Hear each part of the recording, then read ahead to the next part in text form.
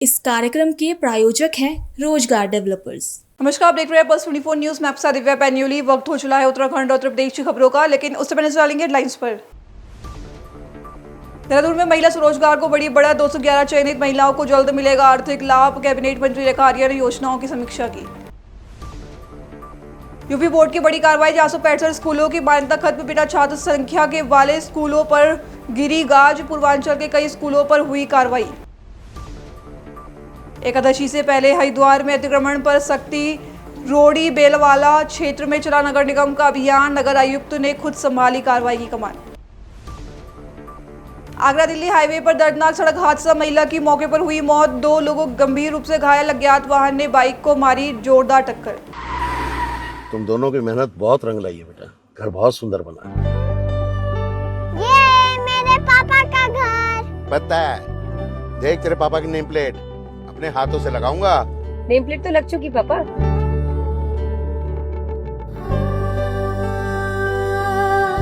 असल मेहनत तो आपने किया पापा, मुझे इस काबिल बनाने के लिए। वो जिंदगी भर किराए के मकान में रहे, लेकिन तो आज ये घर मेरा नहीं, ये है मेरे पापा का घर।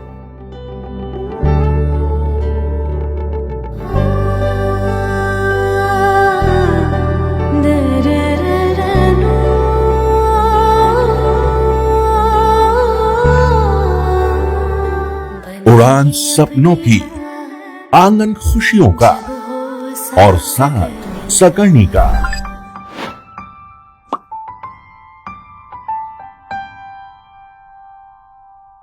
साठ वर्षों से आपके साथ मनोरंजन और संस्कार का संगम, जाह्नवी मैगजीन। आइए अब देखते हैं खबरें विस्तार से। देहरादून में महिला कल्याण और स्वरोजगार योजनाओं को लेकर बड़ी पहल सामने आई है, जहां कैबिनेट मंत्री रेखा आर्या ने विभागीय बैठक में कई योजनाओं की समीक्षा करते हुए लाभार्थियों के लिए जल्द धनराशि जारी करने के निर्देश दिए हैं। यमुना कॉलोनी स्थित कैंप कार्यालय में आयोजित बैठक के दौरान कैबिनेट मंत्री रेखा आर्या ने बताया कि एकल महिला स्वरोजगार योजना के तहत 211 चयनित महिलाओं को जल्द ही धनराशि जारी की जाएगी। सरकार की इन योजनाओं से महिला सशक्तिकरण और स्वरोजगार को नई गति मिलने की उम्मीद जताई जा रही है।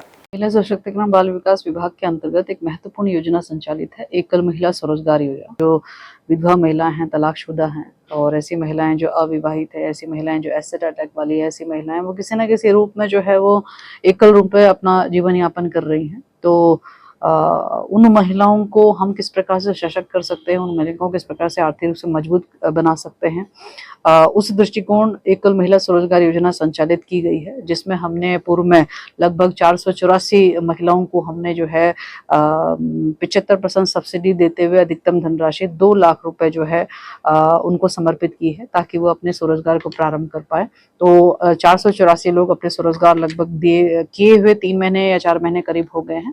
लोगों ने अपना स्वरोजगार को अभी स्थापित भी किया है, जो बहुत खुशी की बात है। इसके साथ ही हमें शेष जो है 211 महिलाओं को अभी एकल महिला स्वरोजगार योजना से और जोड़ना है, जिसको लेकर आज विभाग की बैठक करी है और माननीय मुख्यमंत्री जी से समय का आग्रह किया है कि वो जल्द से जल्द समय दें, ताकि जो है 211 जो हमारी शेष महिलाएं हैं 2025-26 की, तो उनको हम जो है एकल महिला स्वरोजगार योजना से उन्हें डीबीटी करते हुए उनको उनके स्वरोजगार करने के लिए जो है उनको हम आर्थिक मदद कर पाए। दूसरी बात, हमारी 2026-27 की जो हमारी एकल महिला स्वरोजगार योजना की भी विज्ञप्ति जल्द से जल्द जारी करने के निर्देश दिए हैं और एक समय बाध्यता के साथ में, यानी कि हम ये मान के चले कि हम अगस्त माह में जो है हम लगभग 2000 लक्ष्य के साथ में जो है हम एकल महिला स्वरोजगार योजना पूरे प्रदेश भर में जो हमारी महिलाएं हैं उनको हम समर्पित करेंगे। ये भी दिशा निर्देश जो आज विभाग के अधिकारियों को दे दिए गए हैं। इसके साथ ही हमारे 8 अगस्त को एक महत्वपूर्ण कार्यक्रम, महत्वपूर्ण दिन होता है। उस दिन तिल्लू रोतली जी का जन्म दिवस होता है और उस दिन हम तिल्लू रोतली सम्मान पुरस्कार देते हैं। और इसके साथ ही हमारी जो आंगनबाड़ी कार्यकर्ती हमारी जो बेहतरीन काम कर रही होती है, तो आंगनबाड़ी कार्यकर्ती सम्मान पुरस्कार भी हम लोग देते हैं। उसकी विज्ञप्ति पूर्व में जारी कर दी गई है, तो उसकी भी समीक्षा करने के लिए दिशा निर्देश दिए हैं, ताकि जो है सही समय पर और सही पात्र को, सही योग्य जो हमारे तिल्लू रोतली पुरस्कार प्राप्त करने वाली महिलाएं होंगी उनका चयन हो पाए। तो उसमें पूरी सजगता और पूरी गंभीरता जो है इसमें बनाए रखने के निर्देश दिए। तो आज के मुख्य बिंदु इसी प्रकार के रहे हैं। और इसके साथ ही कल जो है हम नंदा गौरा योजना के हमारे जो लाभार्थी हैं, हमारी बालिकाएं हैं जो उसमें छूट गई थी, जो खासकर तो हरिद्वार जिला जिनकी औपचारिकताएं सारी उस समय तक जिस समय हम लोगों ने नंदा गौरव योजना जो हमने डीबीटी करी थी 25-26 की, तो उसमें जो छूटे हुए जनपद थे जिसमें वो अपनी औपचारिकताओं को पूर्ण नहीं कर पाए थे, आज वो अपनी औपचारिकताओं को पूर्ण कर चुके हैं। उनको हम जो है कल डीबीटी के माध्यम से नंदा गौरव योजना का जो है हम कल उनको लाभ प्राप्त हो जाएगा। मैं समझती हूँ कि ये सभी योजनाएं, चाहे वो एकल महिला के रूप में हो, आंगनबाड़ी कार्यकर्ता सम्मान पुरस्कार के रूप में हो, चाहे नंदा गौरव योजना के रूप में हो, सभी योजनाओं से निश्चित रूप से महिलाएं जो है और बालिकाएं जो है वो सशक्त होती हैं और उनको जो उचित लाभ है वो सरकार की ओर से निर्बाध तरीके से निरंतर जो है उनको प्राप्त हो रहा है। उत्तर प्रदेश माध्यमिक शिक्षा परिषद ने नियमों की अनदेखी और बिना छात्र संख्या के चल रहे स्व वित्त पोषित विद्यालयों के खिलाफ बड़ी कार्रवाई की है, जहां राज्य भर में 465 विद्यालयों की मान्यता समाप्त कर दी गई है, जिनमें पूर्वांचल के कई जिले भी शामिल है। यूपी बोर्ड के सचिव भगवती सिंह के निर्देश के बाद ये कार्रवाई की गई है।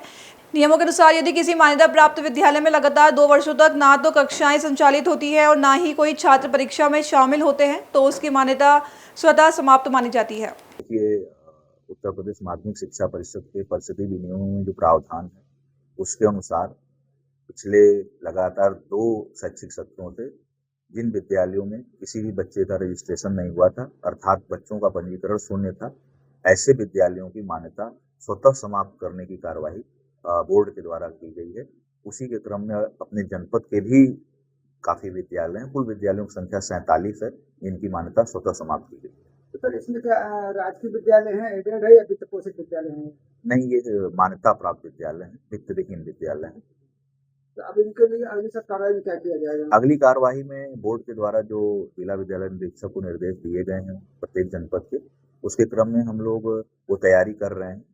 जिस अवधि में ये विद्यालय संचालित रहे हैं उनके रिकॉर्ड को आसपास के राजकीय या शासकीय सहायता प्राप्त एडेड विद्यालयों में संरक्षित कराए जाने के निर्देश हम लोगों को बोर्ड द्वारा प्राप्त हैं, उसका अनुपालन हम लोग करा रहे हैं। क्या सर ऐसा भी हो सकता है कुछ विद्यालय में कुछ छात्रों की संख्या उसमें टीचर ना हो या पढ़ाई करा रहे हों, ऐसा कुछ हो सकता है? नहीं, ऐसी संभावना इसलिए नहीं है कि क्योंकि हर वर्ष कक्षा 9 में चाहे 10 की बात हो ऑनलाइन रजिस्ट्रेशन होते हैं, तो ऑनलाइन रिकॉर्ड के आधार पर ही ये कार्य किया गया है, तो इसकी संभावना नहीं है कि कोई ये आपत्ति व्यक्त करे कि हमारे यहाँ रजिस्ट्रेशन है। हरिद्वार में निर्जला एकादशी स्नान पर्व को देखते हुए नगर निगम ने अतिक्रमण के खिलाफ सख्त अभियान शुरू कर दिया है, जहां रोड़ी बेलवाला क्षेत्र में सार्वजनिक मार्गों और स्थानों से अतिक्रमण हटाने की बड़ी कार्रवाई की गई। दरअसल नगर आयुक्त नंदन कुमार के नेतृत्व में नगर निगम की टीम ने रोड़ी बेलवाला क्षेत्र में व्यापक अभियान चलाते हुए सड़क किनारे और सार्वजनिक स्थलों पर किए गए अतिक्रमण को हटाया, जहां नगर आयुक्त स्वयं मौके पर पहुंचे और पूरी कार्रवाई की निगरानी की।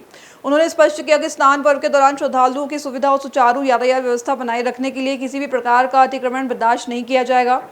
वहीं नगर निगम की इस कार्रवाई से प्रशासनिक व्यवस्था को दुरुस्त रखने और श्रद्धालुओं की सुविधा सुनिश्चित करने पर जोर दिया जा रहा है। उत्तर प्रदेश के कोसीकला क्षेत्र में आगरा दिल्ली राष्ट्रीय राजमार्ग पर एक दर्दनाक सड़क हादसा हुआ है, जिसमें एक महिला की मौके पर ही मौत हो गई, जबकि 2 अन्य लोग गंभीर रूप से घायल हो गए हैं। फिलहाल पुलिस हादसे की जांच में जुटी है और अज्ञात वाहन की तलाश की जा रही है। दरअसल यह हादसा थाना बरसाना क्षेत्र के गांव राहिरे का पास हुआ है, जब ओम प्रकाश अपनी पत्नी गीता और एक अन्य महिला के साथ बाइक से कोसीकला जा रहे थे। इसी दौरान किसी अज्ञात वाहन ने उनकी बाइक को जोरदार टक्कर मार दी। टक्कर इतनी भीषण थी कि 52 वर्षीय गीता की मौके पर ही मौत हो गई है, जबकि ओम प्रकाश और अन्य महिला गंभीर रूप से घायल हो गए। हादसे के बाद मौके पर अफरा तफरी मच गई। स्थानीय लोगों ने तुरंत घायलों को टेम्पो की मदद से नजदीकी निजी अस्पताल पहुंचाया, जहां उनका इलाज जारी है। रामनगर में अवैध अतिक्रमण और बिना अनुमति हो रहे निर्माण कार्यों के खिलाफ प्रशासन ने सख्त रूप अपना लिया है, जहां खताड़ी क्षेत्र में नजूल भूमि पर चल रहे एक अवैध निर्माण को उप जिलाधिकारी ने मौके पर पहुंचकर तत्काल रुकवा दिया है। इसी क्रम में सूचना मिलने पर उप जिलाधिकारी गोपाल सिंह चौहान खताड़ी क्षेत्र में पहुंचे, जहां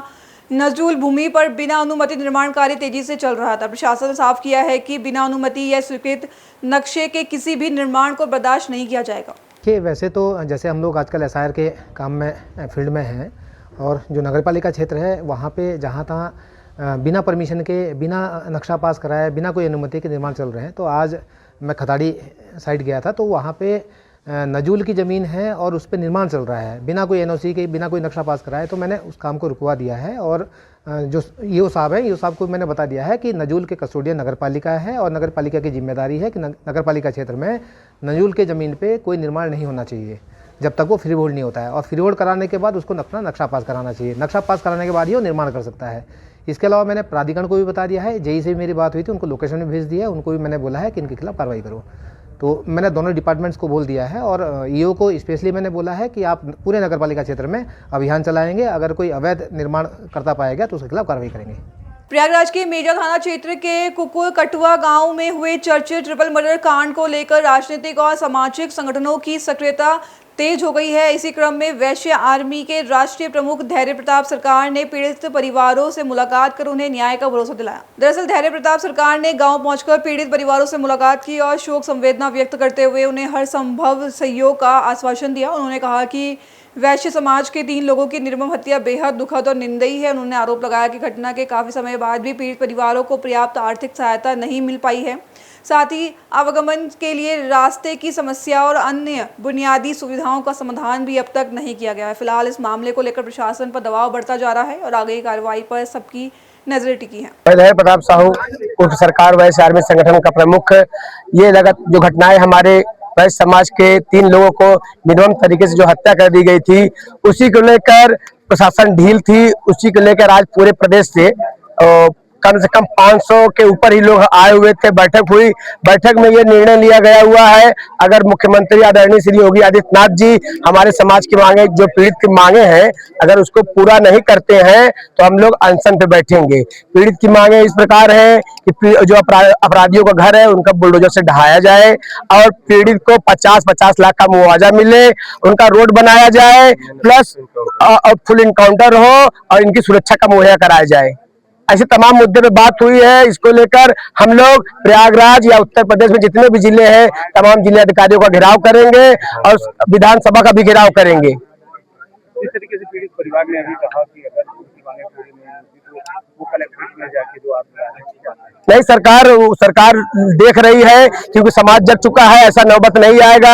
पीड़ित परिवार को आत्महत्या करने की जरूरत नहीं है, क्योंकि उनके साथ अब सरकार खुद खड़े होगी, क्योंकि उनके साथ उनका पूरा समाज खड़ा हो गया हुआ है। जिसके साथ समाज खड़ा रहता है उसके साथ सरकार खुद आ जाती है, इसलिए ये नौबत नहीं आएगी।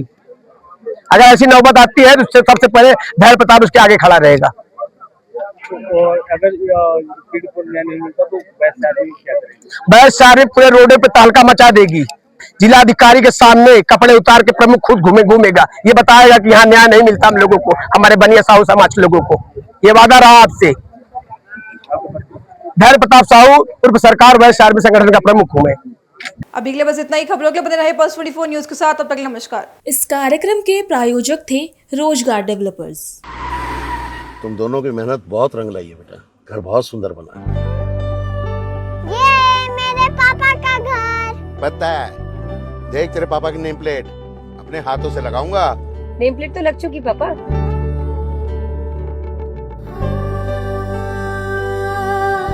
असल मेहनत तो आपने की है पापा, मुझे इस काबिल बनाने के लिए। वो जिंदगी भर किराए के मकान में रहे, लेकिन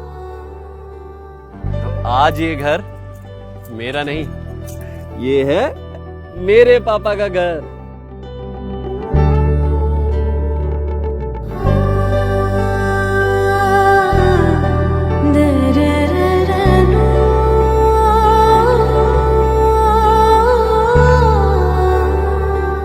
उड़ान सपनों की, आंगन खुशियों का और साथ सकर्णी का।